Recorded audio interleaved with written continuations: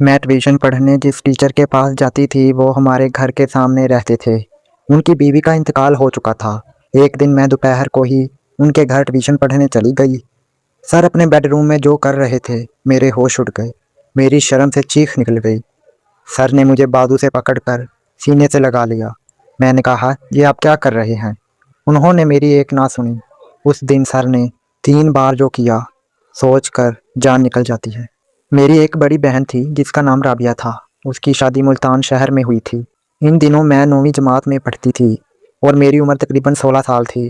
قدرت نے مجھے بہت حسن اور کشش سے نوازا تھا۔ ہمارے پڑوس میں ابا کے ایک قریبی دوست رہتے تھے جن کا نام اسلم تھا۔ میں انہی کے پاس ٹیوشن پڑھنے جایا کرتی تھی۔ وہ گھر میں اکیلے ہی رہتے تھے کیونکہ ان کی اہلیہ کا انتقال ہو چکا تھا۔ اسلم صاحب ایک سرکاری کالج میں پروفیسر تھے اور کافی پڑھے لکھے انسان تھے۔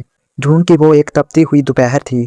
ویسے تو میں روزانہ شام کے وقت پڑھنے جاتی تھی مگر امتحانات سر پر تھے اور مجھے تیاری مکمل کرنی تھی، اس لیے اسکول سے واپسی پر کھانا کھا کر ہی ٹیوشن کے لیے نکل پڑی۔ میں نے اسلم صاحب کے گھر کی گھنٹی بجائی مگر کافی دیر تک کوئی باہر نہ آیا۔ میں ابھی واپس مڑنے ہی والی تھی کہ دروازہ کھلنے کی آواز آئی۔ سر اسلم نے دروازہ کھولا۔ ان کی آنکھیں سرخ ہو رہی تھیں، شاید وہ گہری نیند سے اٹھے تھے۔ مجھے انہیں اس طرح پریشان دیکھ کر بہت شرمندگی ہوئی۔ میں نے کہا، سر آپ آرام کریں، میں شام کو آ جاؤں گی۔ مگر انہوں نے نرمی سے جواب دیا، نہیں بیٹی، کوئی بات نہیں، تم اندر آ جاؤ۔ میں اندر جا کر بیٹھ گئی اور اپنی کتابیں کھول لیں۔ سر منہ ہاتھ دھونے چلے گئے اور تھوڑی دیر بعد آ کر میرے سامنے بیٹھ گئے۔ سر اسلم کی عمر تقریباً 45 سال کے قریب تھی۔ ان کا رنگ گہرا سانولا تھا اور روب ایسا تھا کہ محلے کے سبھی لوگ ان سے ڈرتے تھے۔ وہ جب کسی کو ڈانٹتے تھے تو میں خود سہم جاتی تھی، حالانکہ انہوں نے کبھی مجھے ہاتھ نہیں لگایا تھا۔ میں نے نظر اٹھا کر دیکھا تو سر پر نیند کا غلبہ تھا۔ میں نے سوچا کہ میری وجہ سے ان کا آرام خراب ہو رہا ہے، مگر میری اتنی ہمت نہیں تھی کہ انہیں جگا کر کچھ پوچھ سکوں۔ میں دوبارہ کتابوں میں مگن ہو گئی، لیکن ایک سوال مجھے سمجھ نہیں آ رہا تھا۔ میں نے سوچا کہ سر سے پوچھوں مگر وہ نیند میں تھے، اس لیے میں نے خاموشی سے اپنی کتابیں سمیٹیں اور وہاں سے گھر آ کر اپنے کمرے میں لیٹ گئی۔ میری اس کے بعد آنکھ لگ گئی اور شام کو جب ابو کی بائک کی آواز آئی تو میری آنکھ کھل گئی۔ میری بچپن سے عادت تھی کہ جیسے ہی ابو گھر آتے میں سب سے پہلے دوڑ کر ان سے ملتی اور ان کے ہاتھ سے سامان پکڑ لیتی۔ وہ روزانہ میرے لیے بازار سے کچھ نہ کچھ کھانے کو ضرور لاتے تھے۔ اس دن جب میں سامنے نہ آئی تو وہ پریشان ہو گئے۔ انہوں نے اماں سے پوچھا، آسیہ پتر کہاں ہے؟ اماں نے بتایا کہ میری طبیعت کچھ ٹھیک نہیں۔ ابو نے فوراً سامان ایک طرف رکھا اور میرے کمرے میں آ گئے۔ مجھے دیکھ کر بولے، کیا ہوا میری شیرنی کو؟ انہوں نے پیار سے میرے ماتھے کو چھوا تو میری آنکھوں میں بے اختیار آنسو آ گئے۔ مجھے روتا دیکھ کر وہ گھبرا گئے اور کہنے لگے، روتی کیوں ہو پگلی؟ چلو ابھی ڈاکٹر کے پاس چلتے ہیں۔ مگر اماں نے بیچ میں آ کر کہا، اب جے ٹھیک ہے، میں نے گولی دے دی تھی اور بخار اتر گیا ہے۔ اصل میں امتحانات کی وجہ سے اس نے کچھ زیادہ ہی ٹینشن لے لی ہے۔ ابو نے اطمینان کا سانس لیا اور مجھے آرام کرنے کا کہہ کر چلے گئے۔ اگلی صبح 9 بجے جب میری آنکھ کھلی تو ابو کام پر جا چکے تھے۔ میں نے نہا دھو کر خود کو فریش کیا اور اماں کے ساتھ مل کر ناشتہ کیا۔ میں پورے گھر میں اپنی ہنسی مذاق اور باتوں کی وجہ سے مشہور تھی، مگر اس دن میں بالکل خاموش رہی۔ ناشتے کے بعد اماں نے کہا، میں ذرا بازار تک جا رہی ہوں، تم پیچھے سے کنڈی لگا لینا۔ اگلے دن میں اسکول گئی۔ وہاں میری ایک ہی سہیلی تھی جس کا نام مریم تھا۔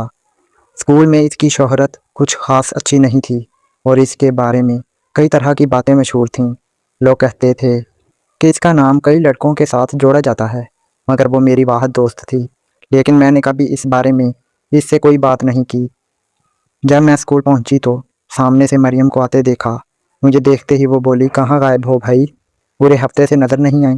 میں نے جواب دیا، یار بس طبیعت کچھ بوجھل سی تھی اس لیے نہیں آ سکی۔ مریم شرارت سے مسکرائی اور کہنے لگی، شکر ہے تم آج آ گئیں، آج میں نے کچھ اور مانگا ہوتا تو وہ بھی مل جاتا۔ مجھے تم سے ایک ضروری کام ہے۔ میں نے حیرت سے پوچھا، کیا کام ہے؟ مریم نے ادھر ادھر دیکھ کر رازداری سے کہا، یار اسکول سے واپسی پر مجھے کہیں جانا ہے، اگر میری امی کا فون آئے تو بس اتنا کہہ دینا کہ مریم میرے ساتھ میرے گھر پر ہے۔ میں نے ماتھے پر بل ڈال کر پوچھا، ایسے کہاں جا رہی ہو جو گھر پر جھوٹ بولنا پڑ رہا ہے؟ مریم ہنس کر بولی، پاگل اپنے دوست سے ملنے، ڈیٹ پر جا رہی ہوں۔ اب کیا امی کو بتا کر جاؤں؟ یار تم کب ٹھیک ہوگی؟ مریم نے مجھے گلے لگایا اور آنکھ مار کر بڑے لاپرواہ انداز میں کہا، او ہو چھوڑو بھی، زندگی جینے کا جتنا مزہ لے سکتی ہوں لینے دو، क्या पता कल हो ना हो। इसकी जिंदा दिली देखकर मैंने भी हामी भर ली और हम दोनों हंसते हुए अपनी क्लास की तरफ बढ़ गए। आधी छुट्टी हुई तो हम दोनों जाकर स्कूल के लॉन में बैठ गए। वो हमारी पसंदीदा जगह थी, जहाँ घने दरख्तों की ठंडी छाँव हमें बहुत सुकून देती थी। क्योंकि मैं एक हफ्ते से स्कूल नहीं आई थी, इसलिए मेरा काफ़ी काम अधूरा था और अगले ही हफ्ते इम्तिहानात शुरू होने वाले थे। मैंने मरियम से कहा, जाओ कैंटीन से कुछ खाने के लिए ले आओ। जब वो जाने लगी तो मैंने इससे इसका मोबाइल मांग लिया ताकि अधूरे नोट्स उतार सकूं। हमारी टीचर ने व्हाट्सएप पर एक ग्रुप बना रखा था जिसमें पढ़ाई का तमाम मवाद मौजूद था। मैं खुद तो स्कूल में मोबाइल नहीं लाती थी क्योंकि मैडम ने सख्ती से मना कर रखा था, मगर मुझे मालूम था कि मरियम चोरी छुपे फ़ोन साथ लाती है। मरियम पहले तो थोड़ी हिचकिचाई, फिर इसने मोबाइल का लॉक खोला और व्हाट्सएप चलाकर मुझे पकड़ा दिया और ख़ुद कैंटीन की तरफ चली गई। मैं अभी नोट से देख ही रही थी कि अचानक एक नया मैसेज स्क्रीन पर नमूदार हुआ। मेरी कभी ये आदत नहीं रही थी कि मैं किसी का ज़ाती मैसेज पढ़ूं, मगर जैसे ही मेरी नज़र मैसेज भेजने वाले के नाम पर पड़ी, मेरे हाथ रुक गए। वो मैसेज मेरे ही नाम से भेजा गया, जिसे देखकर मैंने बेख्तियार उसे खोल लिया। मैंने जब वो मैसेज खोला तो मेरी हैरत की इंतहा ना रही। मरियम ने किसी लड़के का नंबर मेरे नाम से महफूज कर रखा था ताकि अगर कभी इसकी कॉल या मैसेज आए तो इसकी माँ को ज़रा भी शक ना हो। मैंने तजस्सुस में ऊपर की गुफ्तगू देखी तो मेरी आंखें खुली की खुली रह गईं। मरियम ने इस लड़के को अपनी कुछ नाजेबा तस्वीरें भेजी हुई थीं। इतने में मरियम समोसे लिए वापस आती दिखाई दी तो मैंने घबरा कर फ़ौरन मोबाइल लॉक कर दिया। मेरी उड़ी हुई रंगत देखकर उसे शक हो गया और जैसे ही उसने फ़ोन खोला तो वही चैट सामने आ गई, क्योंकि मैं घबराहट में व्हाट्सएप बंद करना भूल गई थी। काफ़ी देर तक हम दोनों के दरमियान एक भोजल खामोशी रही। आखिरकार मरियम ने खुद ही बात शुरू की और बोली, तुमने मेरे मैसेजेस पढ़ लिए?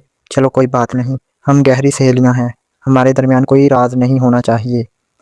मैंने दुख से पूछा, मरियम तुमने इसे अपनी ऐसी तस्वीरें क्यों भेजी?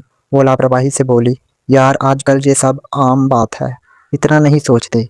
मैंने उसे समझाने की कोशिश की, तुम शादी से पहले एक अनजान लड़के से इस तरह की बातें कैसे कर सकती हो? इसने पलट कर मुझसे सवाल कर दिया, क्या तुम किसी लड़के से बात नहीं करती?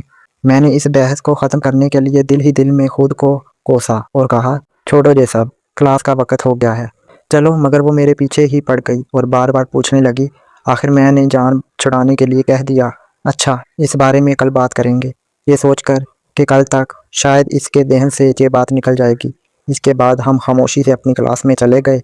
स्कूल से छुट्टी हुई तो मरियम मेरे साथ ही चल पड़ी। मैंने हैरत से पूछा, तुम्हारा घर तो उस तरफ नहीं?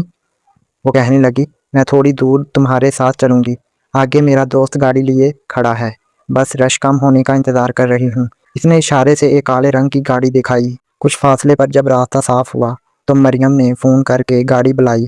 गाड़ी हमारे पास आकर रुकी। मरियम अंदर बैठी और मुझे भी साथ चलने की पेशकश की, मगर मैंने साफ इनकार कर दिया और कहा कि मैं पैदल ही चली जाऊंगी। वो चली गई और मैं मरियम के बदलते हुए रंग ढंग के बारे में सोचती हुई घर की तरफ बढ़ने लगी। घर पहुंची तो मालूम हुआ कि गाँव से मेरा कज़न अहमद आया हुआ है। वो मेरे चचा का बेटा था और 11वीं जमात का तालिब इल्म था। उसे देखकर मुझे दिली खुशी हुई क्योंकि हम दोनों का मिजाज बहुत मिलता था। सलाम दुआ के बाद अहमद शरारत से बोला, सुना है आजकल पढ़ाई के बड़े चर्चे हैं? मैंने मुस्कुराकर जवाब दिया, जी अहमद भाई, इम्तिहानात सर पर हैं तो मेहनत तो करनी पड़ेगी। अहमद कहने लगा, अच्छा तो फिर लूडो के मुकाबले अब पेपरों के बाद ही होंगे? दरअसल हम लूडो के दीवाने थे और खेलते हुए अक्सर हमारी लड़ाई भी हो जाती थी। मैंने चैलेंज कबूल करते हुए कहा, नहीं, मुकाबला तो आज ही होगा। हमारी नोक-झोंक देखकर अम्मा हंसती और बोली, पहले इसे खाना तो खा लेने दो, आते ही लूडो के पीछे पड़ गई हो। मैंने अपने कमरे में जाकर यूनिफॉर्म बदला और फ़ोन उठाया। अभी मैसेज देख ही रही थी कि मरियम की अम्मी की कॉल आ गई। मैंने घबराहट में इनसे झूठ बोल दिया कि मरियम मेरे पास है और हम मिलकर पढ़ाई कर रहे हैं। फ़ोन रखते ही मैंने फ़ौरन मरियम को मैसेज किया कि वो जल्द से जल्द घर पहुंच जाए, क्योंकि मुझे डर था कि कहीं दोबारा इसकी अम्मी का फ़ोन ना आ जाए और मेरा झूठ पकड़ा ना जाए। खुशकिस्मती से इसके बाद कोई कॉल नहीं आई। अगली सुबह मैं तैयार होकर स्कूल रवाना हो गई। वहाँ पहुँचते ही मेरी नज़रें मरियम को ढूंढने लगीं और जैसे ही क्लास में उसे देखा तो मेरी जान में जान आई। आधी छुट्टी होते ही हम दोनों अपनी वही पुरानी और पसंदीदा जगह यानी लॉन की तरफ चल दिए। वहाँ बैठते ही मैंने फ़िक्रमंदी से पहला सवाल यही किया, मरियम तुम्हारी अम्मी को शक तो नहीं हुआ ना? वो लापरवाही से हंसी और बोली, अरे नहीं नहीं, ज़रा बराबर भी अंदाज़ा नहीं हुआ। अब तुम ये सब छोड़ो और अपनी कहानी सुनाओ। तुम्हारी बात किससे चल रही है? मैंने टालते हुए कहा, कुछ भी तो नहीं, तुम बस अपनी ही सोचती रहा करो। हम काफ़ी देर तक इधर उधर की बातें करते रहे, जहाँ तक कि पीरियड ख़त्म होने की घंटी बज गई। मैंने अफसोस से कहा, लो, बातों के चक्कर में हमने कुछ खाया भी नहीं। इसके बाद हम बातें करते हुए अपनी क्लास में वापस चली गईं। स्कूल से वापसी पर मैंने अम्मा को परेशानी में बाहर जाते देखा। उन्होंने बताया कि पड़ोसन बुशरा के छोटे बेटे को चोट लगी है, इसलिए वो अस्पताल जा रही हैं। उन्होंने मुझे घर का ख्याल रखने और अहमद को खाना देने की हिदायत दी। अम्मा के जाने के कुछ देर बाद अहमद आ गया। हम अक्सर घर में अकेले रह चुके थे, इसलिए मैंने उसे अंदर आने दिया। इसने भूख का जिक्र किया तो मैंने मशवरा दिया कि मिलकर चिप्स बना लेते हैं। मैं किचन से आलू धोकर कमरे में ले गई, जहां अहमद बेड पर लेटा था। वो आलू काटने लगा कि इतने में दरवाजे पर दस्तक हुई। अम्मा वापस आ चुकी थीं। उन्होंने खैरियत दरियाफ्त की और अहमद से पूछा कि कुछ खाया या नहीं। अहमद ने शरारत से जवाब दिया, आंटी, इसने मुझे आम खिला दिए हैं। अम्मा मुतमिन हो गईं और मैं अहमद की इस हंसी मजाक वाली बात पर मुस्कुराती हुई अपने कमरे में चली गई। अगले दिन मैं स्कूल गई और मरियम से मिली। अब हम दोनों एक दूसरे से काफ़ी बेतकल्लुफ़ हो चुके थे। इम्तिहानात शुरू हो चुके थे और मेरा पहला पर्चा अंग्रेज़ी का था, जो मैंने अपनी बेहतरीन तैयारी की बदौलत मुकर्ररा वक़्त से पहले ही हल कर लिया। मैं आम तौर पर पर्चा ख़त्म करने के बाद भी बैठी रहती थी, मगर अगले दिन रियाजी का मुश्किल इम्तिहान था, इसलिए मैंने सोचा कि जल्दी घर जाकर इसकी तैयारी कर लेती हूँ। मैं स्कूल से निकली तो अभी सुबह के 10 बज रहे थे। जैसे ही अपनी गली में पहुंची, मैंने देखा कि अम्मा सर असलम के घर जा रही हैं। मैं खामोशी से अपने घर में दाखिल होकर कमरे में चली गई। थोड़ी देर बाद अम्मा वापस आईं और मुझे जल्दी देखकर हैरान हुईं। मैंने उन्हें बताया कि पेपर जल्दी ख़त्म हो गया था। शाम को अब्बा मामूल से पहले घर आ गए और बताया कि अहमद की अम्मी की तबीयत बहुत ख़राब है, इसलिए हमें फौरी तौर पर टोबा टेक्सिंग जाना पड़ेगा। अम्मा परेशान हो गईं और बोलीं, हम कैसे जा सकते हैं? कल बेटी का इम्तिहान है और उसे घर में अकेला छोड़ना भी ठीक नहीं। मैंने उन्हें हौसला देते हुए कहा, अम्मा, आप फिक्र ना करें, ये जाना ज़रूरी है, वरना ख़ानदान वाले बातें करेंगे। मैं मरियम को बुला लूँगी, हम दोनों मिलकर पेपर की तैयारी भी कर लेंगे और मेरा दिल भी लगा रहेगा। पहले तो अम्मा हिचकिचाईं, मगर फिर मेरे इसरार पर वो राज़ी हो गईं और मैंने फ़ौरन मरियम को फ़ोन करने का कह दिया। मैं अपने कमरे में आ गई और थोड़ी देर बाद जब बाहर निकली तो अम्मा ने बेचैनी से पूछा, मरियम ने क्या कहा? मैंने उन्हें तसल्ली देते हुए झूठ बोल दिया कि उसका भाई उसे छोड़ जाएगा। आप फिक्र ना करें। अम्मा का दिल तो नहीं मान रहा था, मगर मजबूरी थी। वो रवानगी की तैयारी के साथ साथ मुझे ढेरों नसीहतें भी करती जा रही थीं, जिन्हें मैं बस सरसरी सुन रही थी। थोड़ी देर में अब्बू और अम्मा बस स्टैंड के लिए रवाना हो गए और मैंने तैयार होना शुरू कर दिया। मेरा इरादा आज सर असलम से खुसूसी तौर पर पढ़ने का था। मैं खूब बन संवर कर शाम 7 बजने का इंतज़ार करने लगी। मुझे इत्मीनान था कि घर वाले अब कोच में बैठ चुके होंगे। इसी दौरान अम्मा का फ़ोन आया और उनका पहला सवाल मरियम के बारे में था। मैंने दोबारा झूठ बोल दिया, वो आ चुकी है, ताकि वो पुरसुकून रहें। जैसे ही रात की तारीकी गहरी हुई, मैंने छत के रास्ते से सर असलम के घर में कदम रखा। मैं चोरी छुपे उनकी बैठक तक पहुंची, मगर वहां कोई न था। मुझे अंदाज़ा हुआ कि वो बेडरूम में होंगे। मैंने बेडरूम के दरवाजे को हल्का सा धक्का दिया तो वो खुल गया। मैं खामोशी से अंदर दाखिल हो गई। सर वहाँ मौजूद नहीं थे। शायद वो वॉशरूम में थे, क्योंकि पानी चलने की आवाज़ आ रही थी। जब वो बाहर आए तो मुझे देखकर हैरान रह गए और पूछा, तुम मेरे बेडरूम में कैसे आईं? बाहर का गेट तो बंद है। मैंने मुस्कुराकर जवाब दिया, बस सर, मैं आ गई। पहले की तरह आज भी वैसा ही हुआ था। मैं सोचती हूँ एक तन्हा इंसान की भी क्या ज़िंदगी होती है। एक मर्द औरत के बिना कितना अधूरा है।